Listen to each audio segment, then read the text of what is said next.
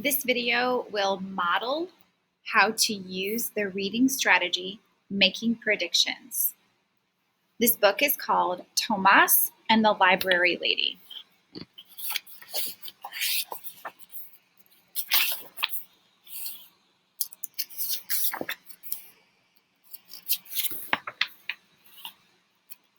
It was midnight. The light of the full moon followed the tired old car. Thomas was tired too, hot and tired. He missed his own bed in his own house in Texas. Thomas was on his way to Iowa again with his family. His mother and father were farm workers. They picked vegetables for Texas farmers in the winter and for Iowa farmers in the summer. Year after year, they bumped along in their rusty old car.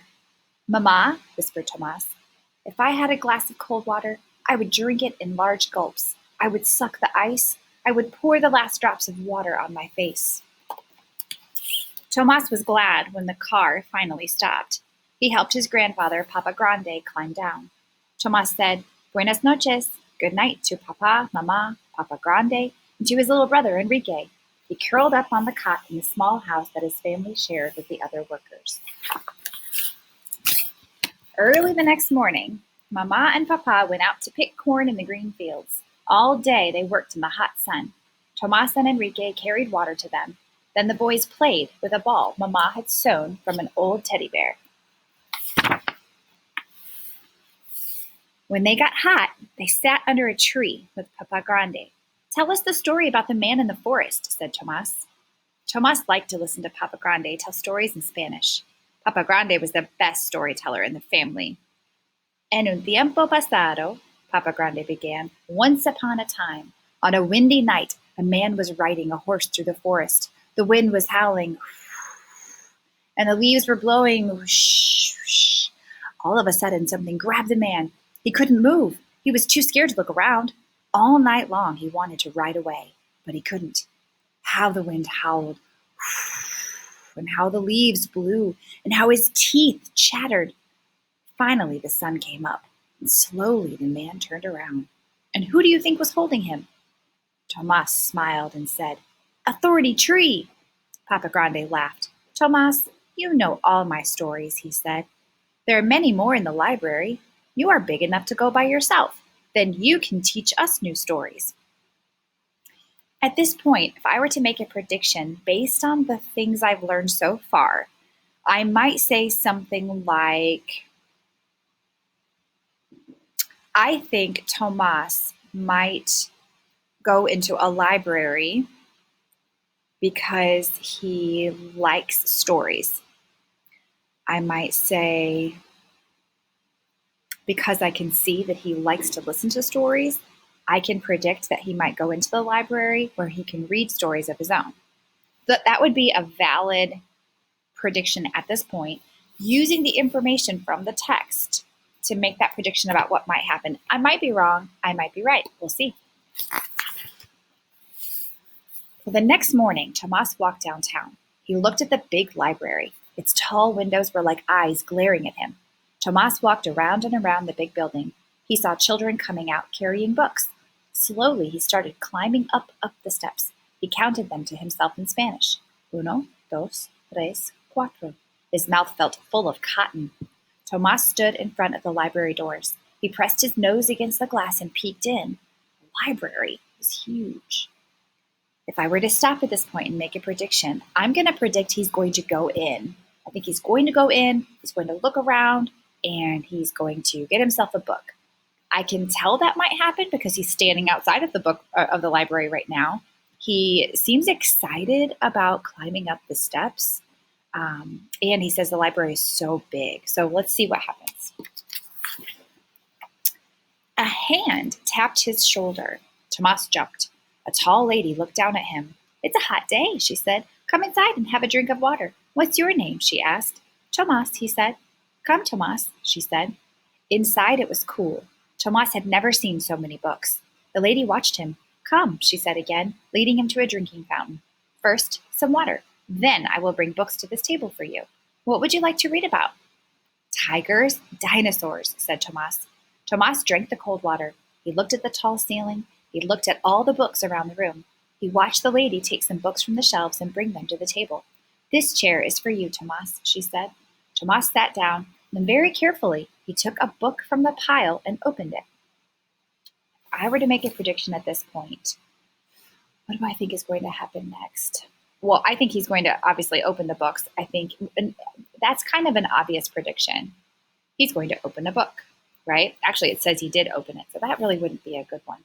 I could say something like, I think Tomas is going to enjoy reading the books because he's excited about where he is, and we already know he likes listening to his grandpa's stories. So keep in mind, whenever I make this prediction, I'm using information from the text that I already know to logically make that guess at what might happen next. So he had opened the book. Tomas saw dinosaurs bending their long necks to lap shiny water. He heard the cries of a wild snake bird. He felt the warm neck of the dinosaur as he held on tight for a ride. Tomas forgot about the library lady. He forgot about Iowa and Texas. "Tomas, Tomas," said the library lady softly. Tomas looked around. The library was empty. The sun was setting. The library lady looked at Tomas for a long time. She said, "Tomas, would you like to borrow 2 library books? I will check them out in my name." Tomas walked out of the library carrying his books. He ran home, eager to show the new stories to his family. If I were to make a prediction here, I might say I predict Tomas is going to read one of his books to his family because we know that his family likes to sit around and listen to stories. Okay, let's see. Papa Grande looked at the library books. "Read to me," he said to Tomas. First, Tomas showed him the pictures. He pointed to the tiger. "Que tigre tan grande," Tomas said, first in Spanish and then in English. "What a big tiger." "Read to me in English," said Papa Grande. Tomas read about tiger eyes shining brightly in the jungle at night. He roared like a huge tiger. Papa, Mama, and Enrique laughed. They came and sat near him to hear his story. Some days, Tomas went with his parents to the town dump. They looked for pieces of iron to sell. Enrique looked for toys. Tomas looked for books. He would put the books in the sun to bake away the smell. All summer, whenever he could, Tomas went to the library. The library lady would say, "First, a drink of water, and then some new books, Tomas." On quiet days, the library lady said, "Come to my desk and read to me, Tomas." And then she would say, "Please teach me some new words in Spanish." Tomas would smile. He liked being the teacher. The library lady pointed to a book. "Book is libro," said Tomas. "Libro," said the library lady. "Pájaro," said Tomas, flapping his arms. The library lady laughed. "Bird," she said. On days when the library was busy, Tomas read to himself. He'd look at the pictures for a long time. He smelled the smoke at an Indian camp. He rode a black horse across a hot, dusty desert. And in the evenings, he would read the stories to Papa, Mama, Papa Grande, and Enrique. One August afternoon, Tomas brought Papa Grande to the library. The library lady said, "Buenas tardes, señor." Tomas smiled. He had taught the library lady how to say, "Good afternoon, sir," in Spanish. "Buenas tardes, señora," Papa Grande replied. Softly, Tomas said, "I have a sad word to teach you today. The word is adios. It means goodbye." Tomas was going back to Texas. He would miss this quiet place, the cool water, the many books. He would miss the library lady. "My mother sent this to you," said Tomas, handing her a small package. "It is pan dulce, sweet bread. My mother makes the best pan dulce in Texas." The library lady said, "How nice, how very nice." "Gracias, Tomas, thank you." She gave Tomas a big hug. That night, bumping along again in the tired old car, Tomas held a shiny new book, a present from the library lady. Papa Grande smiled and said, "More stories for the new storyteller." Tomas closed his eyes, and he saw the dinosaurs drinking cool water long ago. He heard the cry of the wild snake bird. He felt the warm neck of the dinosaur as he held on tight for a bumpy ride.